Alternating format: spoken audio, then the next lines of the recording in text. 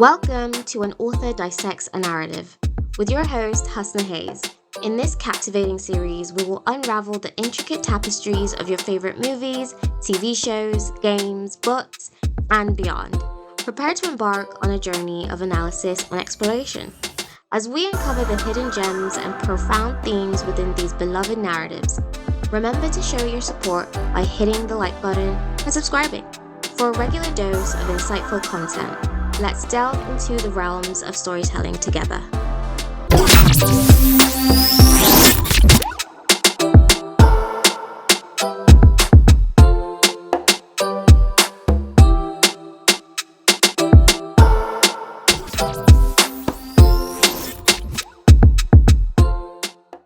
Welcome back to the Deconstructed Universe. That's right, we're back. And we're back with House of the Dragon, Season 3, Episode 2.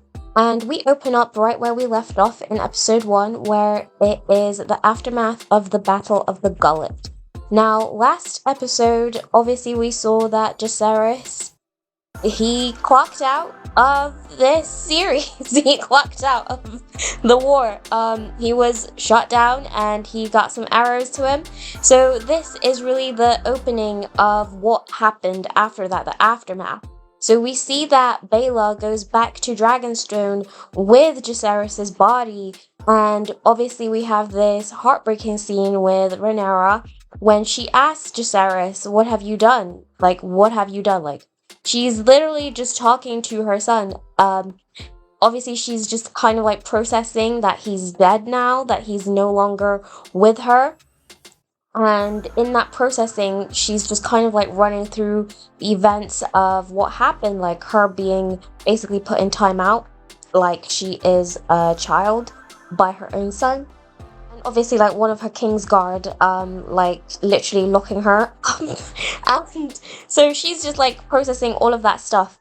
And we see that Baela, she has no words, and everybody was kind of confused.com of how to break this to Rhaenyra, but Rhaenyra is out there kind of in denial, and obviously it was very heartbreaking. I don't know if you guys have seen Magnificent Century, which is a series about the Ottoman Empire and how its rise and its fall, and it really follows the women of the harem. And this scene really mirrored what the scene was with Qasem Sultan when her son Murad died. It was really heartbreaking. It literally mirrored that. So if you haven't seen Magnificent Century, it's very female empowered led, and I do recommend that. Although it is in Turkish, so you have to do with subtitles. But anyway, so we open up with that scene. And obviously, Rhaenyra just kind of collapses over there. And then we cut to the battlefield where obviously it's the aftermath of everything that's happened.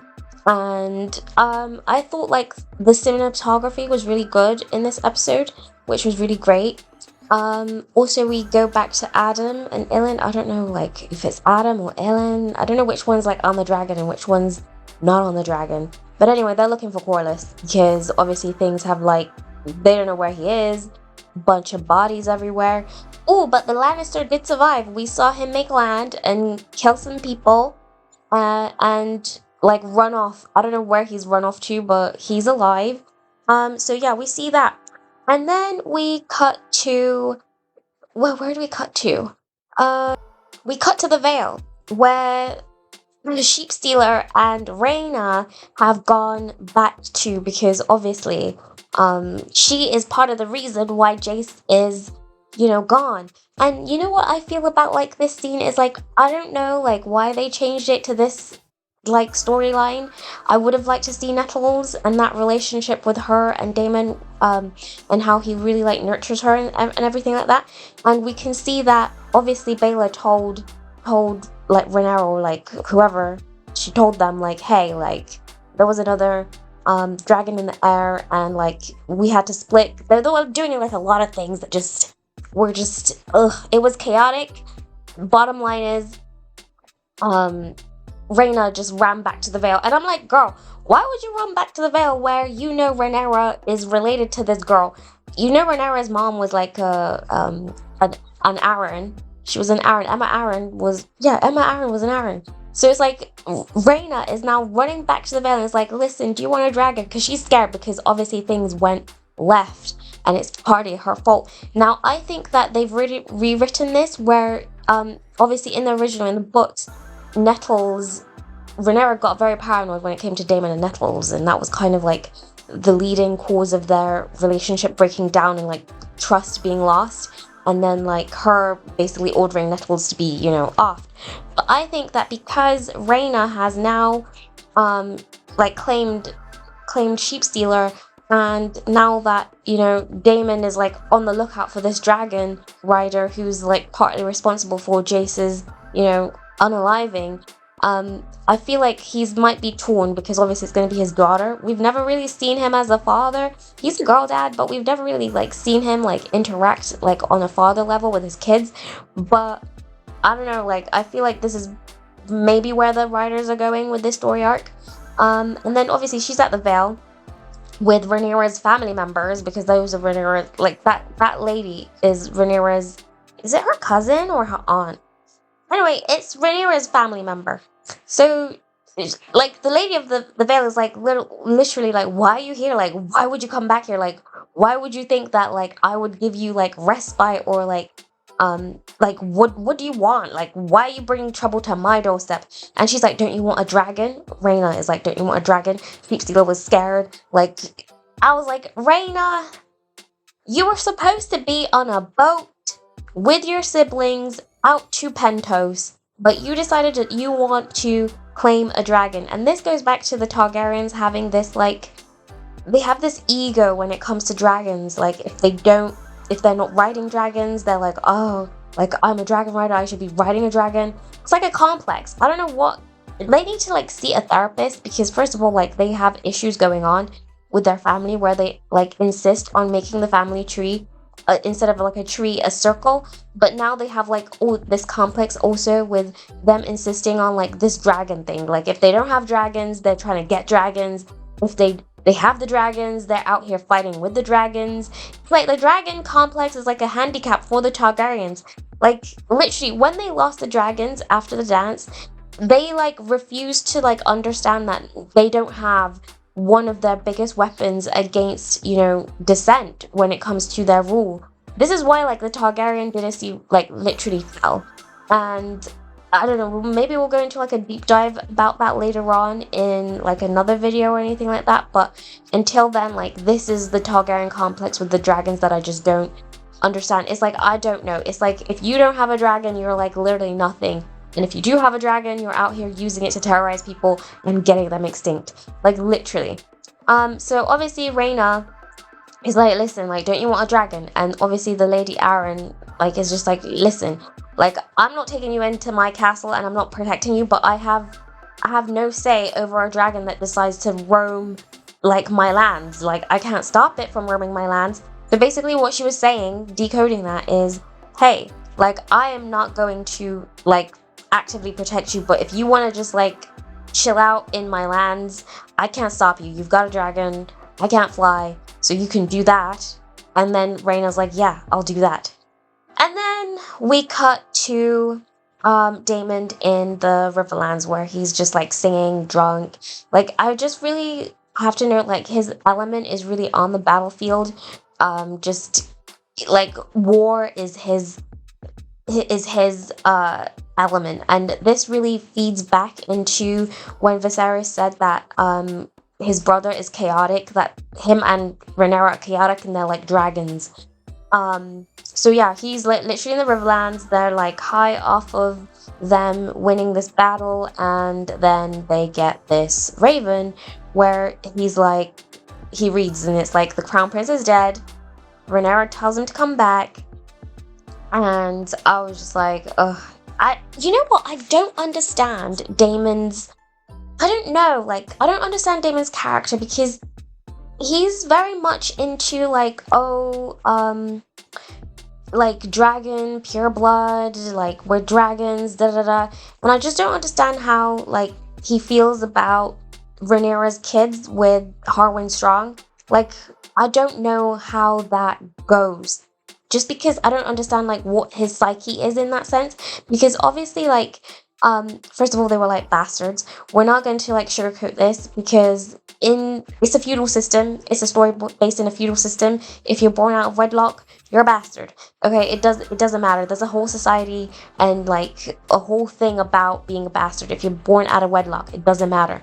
But what I just don't understand is like Damon's view on like the succession and how that pans for his whole Valerian blood purity thing and how he doesn't extend that to Alicent's kids. And I don't want people to say in like the comment section, oh, like Alicent kids aren't really Targaryens. They're Targaryens. They're like, they have the name, they have the blood, they have the dragons. Is it because that he wasn't close to them? Is it because like he really didn't care for them? Is it because that they're an extension of Otto Hightower, that he can't stand them? Like, I just don't understand his mentality when it comes to that. Obviously, like, with Jacaerys being betrothed to his daughter, and then, obviously, Lucerys was also betrothed to his daughter, so maybe, like, in his mind, he was thinking, like, oh, my blood will sit the Iron Throne, because, obviously, like, my daughter, so my grandson will be king, and then, obviously, his grandson would rule High Tide. But, obviously, Jacaerys and Lucerys are dead, and now it goes to... Obviously, I've seen like the preview of the next episode, where he's basically like, listen, like you need to kill Daeron. Like Daeron needs to go. Like he's a contender for the throne. So I'm thinking like, if Daeron is gone and they intend to take out Vhagar and Aemond, then that leaves just Joffrey and Aegon, little Aegon, and little Viserys. So literally there's 3 contenders for the Iron Throne, and 2 of them have Daemon's blood. Now, I don't exactly know how that would pan out for Joffrey. I don't know if like this is what I'm saying, like we need to like deep dive into Daemon's psyche, like how he's thinking about this, because at the end of the day, he's still a dragon. He's still very much a chaotic individual. He's still very much, even though he knows what's going to happen with the Night King and the long night, and you know he's seen Daenerys in the desert, he's still very ambitious and wants the Iron Throne for his bloodline. So I just don't understand how that pans out for his bloodline, because obviously he has 2 sons, and if he's intending to get rid of the other male contenders to the throne, then that leaves his sons and then his nephew. So this is why I'm like saying I don't understand what his psyche is. Anyway, so obviously he like makes it back to Rhaenyra's side. So on continuing on with Daemon, we've obviously got him talking to Alyssa Rivers, where she's like, I want Harrenhal, and he's like, we're not in the business of giving castles and like lands to what did he call her? Did he call her a milkmaid, or did he call her like what did he call her? Did he call her a midwife? Now that's tea, because he was shading her. It was a read, but he was like, listen, I'll see what Rhaenyra can do for you, but you're not getting Harrenhal, and she was very much upset about that. She was very much upset about that. And then obviously we have the interaction with Adam and Baela. Was it Alan? Listen, I don't know these 2 guys' names. I will learn them for the next review. But we have them talking about Corlys, and obviously like he's wondering like how was my father when you were growing up, and they're talking about how he likes Rhaenys. Like, him loving Rhaenys is not an excuse for him to be a deadbeat daddy. And him loving Rhaenys, I feel like Rhaenys would have been better off without Corlys Velaryon, to be honest with you. I feel as though like his ambition, like at the end, towards the end, like Rhaenys really wasn't really checking for the Iron Throne like that. Like after her kids died and she only had her grandkids left, she was just really just trying to just make sure that her grandkids were right, and that her blood would inherit Driftmark. But she wasn't really checking for the Iron Throne like that. But she did it because I don't know why she did it, because I feel like Rhaenys would have been better off marrying somebody else who wasn't Corlys Velaryon. Because you loving Rhaenys is not an excuse for you being a deadbeat daddy, and you loving Rhaenys is not an excuse for you to go out and just do the most and have like illegitimate children outside here. I just don't know how I don't know how the men of Westeros operate. Well, we know how they operate. They're misogynistic. But anyway, so we've got that, and then obviously we know that Daemon is heading back to Dragonstone. And while all this is happening, we've got Aegon and Larys traveling to Dragonstone, being escorted, under basically their prisoners of war at this moment. Obviously, their convoy gets set upon by the Triarchy, and a bunch of the people that are escorting them die. And we see that the dynamic between Larys and Aegon is just like hilarious, because Larys was shady there. Larys was like, "You're not asking me for milk of the poppy anymore. Like, you seem to be all right now." And he's like, "I'm not all right, but I'm not talking to you because you sold me out." And like, Larys is like, "Of course I sold you out, because you wouldn't just bend the knee. Like, you didn't want to play along with what I was going with, and you decided to do your own thing." And then and then Aegon just seems just so, you know what? I really had like, I don't know, I really had hope for Aegon. I just would have preferred if he was like mirrored with the book Aegon instead of this Aegon. Book Aegon wasn't a rapist. Book Aegon actually cared about his siblings, and Book Aegon was kind of competent, okay? He was kind of competent. But then we've got this Aegon, and I'm just like, whatever. I'm sad about Maelor being taken out of this whole situation, but I have to say, I feel like Alicent's whole plan. We'll get to Alicent's whole plan. So we see Baela, Adam, and Ellen find Corlys, and Corlys is just kind of miserable. He's like, "If this is victory, I don't want to see another battle again." I was like, whatever, Corlys. This could have all been avoided if they weren't hungry for the Iron Throne. Like, if you hadn't married your son, Laenor, to Rhaenyra, you wouldn't really be caught up in this mess. I mean, you would have been caught up in this mess because obviously, like, the Seven Kingdoms and whatever's happening politically affects you as a High Lord. But I'm just saying, like, ugh. So obviously we get him, like, with his granddaughter and his sons, and he's just kind of, like, depressed because everything he's ever worked for has gone up in smokes. And he's like, "Listen, I have nothing else to give you but my name." So he's obviously intent on legitimizing his bastards. And then we move to Alicent Hightower. Oh my gosh, Alicent Hightower. I do not like Alicent Hightower, and the thing is, I really tried hard to like Alicent Hightower. As somebody who writes obviously books and stories, I obviously like understand the nuance of characters and how they can be compelling or have like faults or flaws, or be put in situations where they're just kind of forced into a corner and they do the best that they can with what they have. But Alicent Hightower just be flip-flopping. Like, her character development and her character arc does not parallel with what was in the books. But this Alicent Hightower, honestly, I just don't understand. Like, her whole plan was to basically give up the Red Keep, give up her son, Aegon, send Aemond away, and then run away with Helena. My girl Helena is innocent. Run away with Helena. Okay? That was her whole plan. So she's out here skulking about in the Red Keep, ensuring that everybody knows that, listen, Rhaenyra is coming.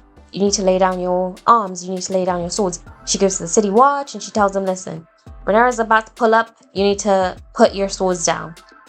She goes to the head of the household guard and is like, listen, Rhaenyra's about to pull up, you need to put your swords down. So she's going on about this, and she's just like, obviously because she's not queen anymore, she's like, as the Prince Regent has gone, it's now Queen Helena who's in charge. And she goes, finds Helena, and rips Helena into all this madness.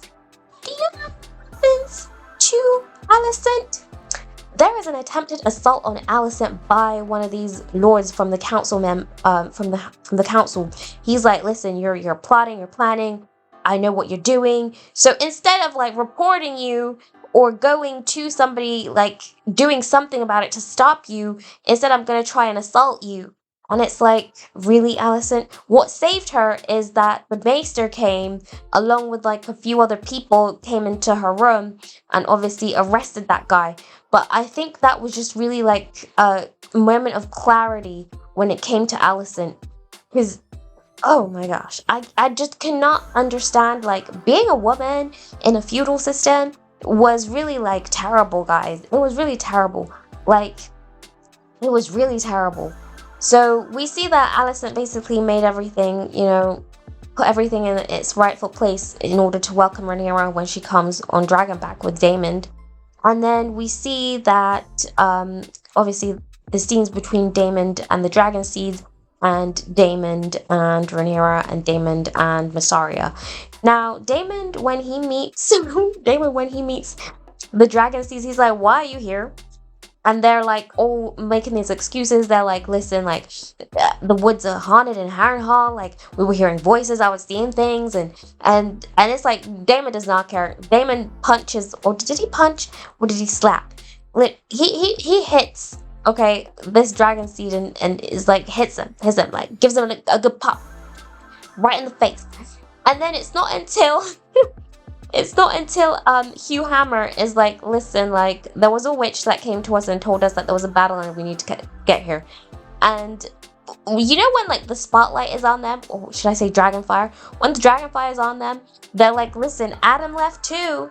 So they're throwing each other under the bus. Now, I think this is the moment where Daemon kind of made...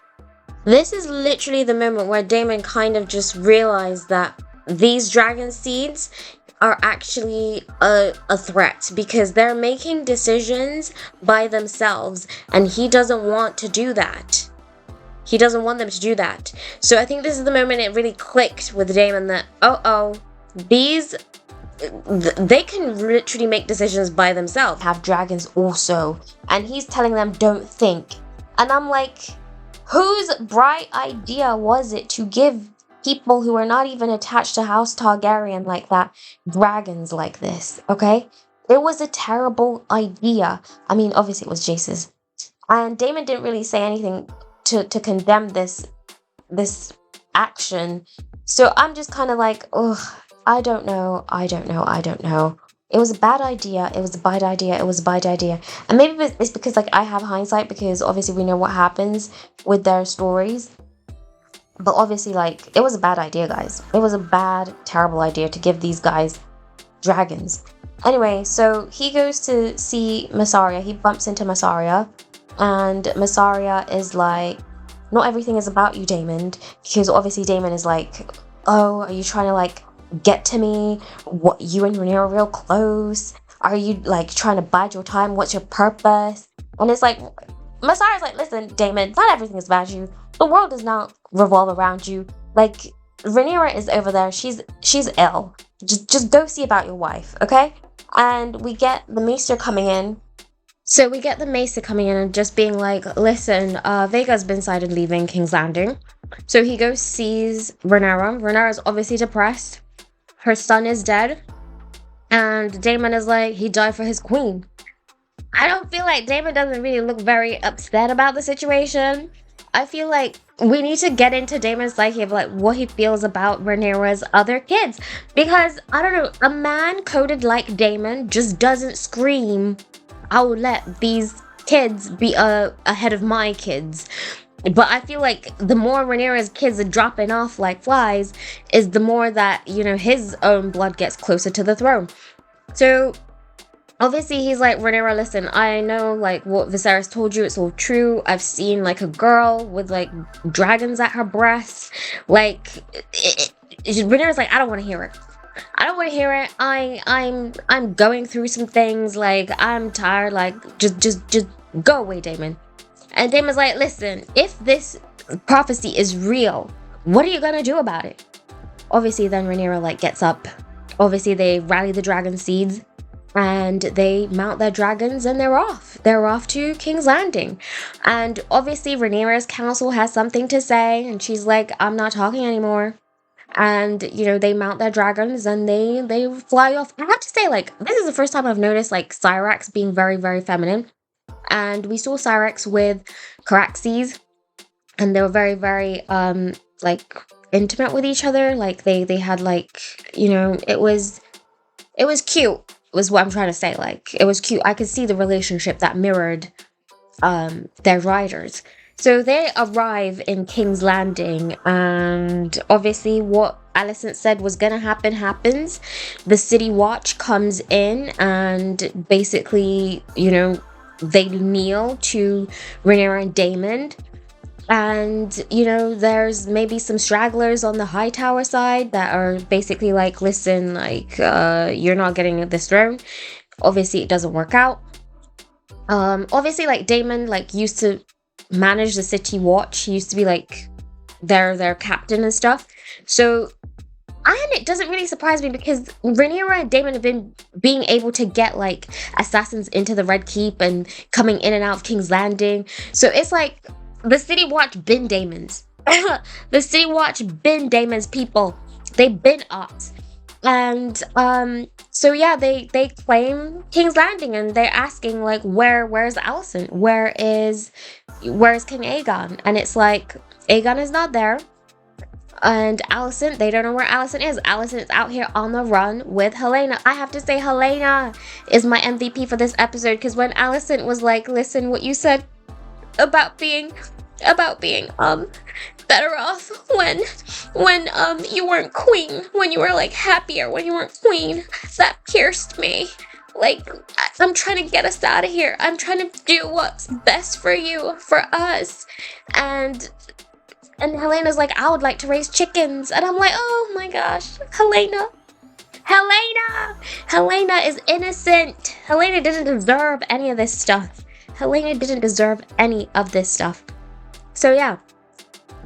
So he storms into what used to be Aegon's bedroom, Daemon does, and he finds, Maester there. And the Maester's like, listen, he's not here. And Daemon's like, well, convenient, what is happening? So the Maester gives up Otto Hightower in the dungeons, and he also gives up the tea of Alicent being attacked and the Greens basically turning on each other. And Daemon is very amused. He's very amused. He goes down to the dungeons. He finds Otto Hightower. He finds the other lord. And he's just smug. I could smell Daemon's smugness through the screen. Okay, he was feeling himself. So, yeah, they go back to the throne room. And Rhaenyra obviously has a hard time trying to kill Otto Hightower because I guess when you're on your dragon, you don't really see the cost of life. You're taking life through like a separate means that's not really attached to yourself, if that makes sense. I don't know if I'm making sense, but yeah, if that makes sense. So yeah, Otto Hightower is dead because Rhaenyra, she took his head. And this is just very reminiscent of I don't know, I just remember Ned Stark back in Game of Thrones when he was like the man who passes the law must pass the execution. I'm paraphrasing, okay? But it was given very much Ned Stark. You pass the law, you have to pass the execution. And obviously, like, I think it was very cathartic for Rhaenyra because this is the man who's just like ruined her life. He's the man that's ruined her life. And when it comes to Daemon's never liked Otto Hightower. So yeah, we get all of this in King's Landing. So King's Landing has fallen to Queen Rhaenyra. And then we cut to where do we cut to? We cut to Harrenhal, where Aemond has arrived. And I have to say, like, the armor in this is stunning. The costume design in this is stunning. The cinematography in this is stunning. Like, the color palettes are stunning. So we get Aemond on Vhagar, like, in Harrenhal, and he's just burning up the garrison and the household and everything Daemon left behind in the Riverlands. And on top of that, like, he gets off of Vhagar and gets to work on his sword. And we can see that Aemond is kind of like still very much he's still very much like trying to like be a noble knight. He's like, pick up your sword to, the steward of Harrenhal, and he obviously kills the steward of Harrenhal, and he gets to work with anybody who has a claim to Harrenhal in that specific room, and he gets stabbed. He gets stabbed, and I was just thinking, when I was seeing Aemond, I was like, wow, this is so cool, because his armor was cool, his eye was cool, his hair, like, I'm just saying, Head and Shoulders Aemond? Head and Shoulders Aemond. Drop the hair care routine, Aemond. Drop the hair care routine, because we want to know. The girlies want to know. What is the Targaryen hair care routine? Because their hair be flowy, silvery, soft. It be long. It be like just looking just wavy and beautiful. And I'm like, Targaryen, Head and Shoulders, like, what is the hair care routine? Because we need to know. So yeah, he gets stabbed. And we see that when he gets stabbed and he realizes he's been stabbed and Alyssa Rivers walks in, Aemond gets scared. He's scared, and we see that fear in him where he calls out to Alyssa to save him. And yeah, that's the end of it. And I think it was like a really great episode. It really tracked with how somber the atmosphere is. When I was seeing these dragons, I was just thinking, like, could you imagine what wars in old Valyria were like? Because these people, like, the House Targaryens is basically nothing. They're like the Water Freys. They're like the Freys of, old Valyria. They were like a minor house of no consequence. They were itty bitty. Can you imagine the bigger houses in old Valyria with their dragons and their wars and their like just I want to see a series about old Valyria. I want to see a series about old Valyria. So yeah, we see like this episode was very somber, and I'd give this episode a B. It was a very good episode. So what are you guys looking into next? Next episode, I've seen the trailer, the promo for the next episode 3, and we see that Daemon is telling Rhaenyra, like, you need to act any contenders for the throne, because you just can't let these male heirs be out here, which is normal in medieval times, in a feudal system where one person ascends the throne, the heirs of the other unfortunately have to meet their end. So yeah, so we see that they're already prepping for that, and I don't know if you guys clocked it, but Darren was the redhead next to Ormond in episode 1. So the kid that they're showing that is going off with Daemon, I think that's a double. So yeah, what are your predictions for the next episode? Comment, like, subscribe, and I'll see you in the next one.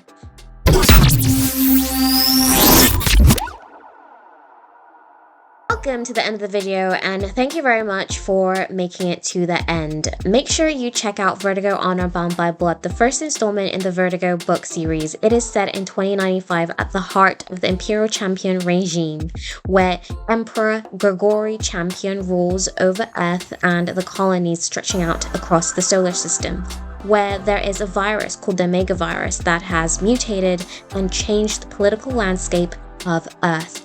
This is a story about factions, about coming of age, about the importance of being firm in what you believe in a world where bloodlines matter. What faction are you?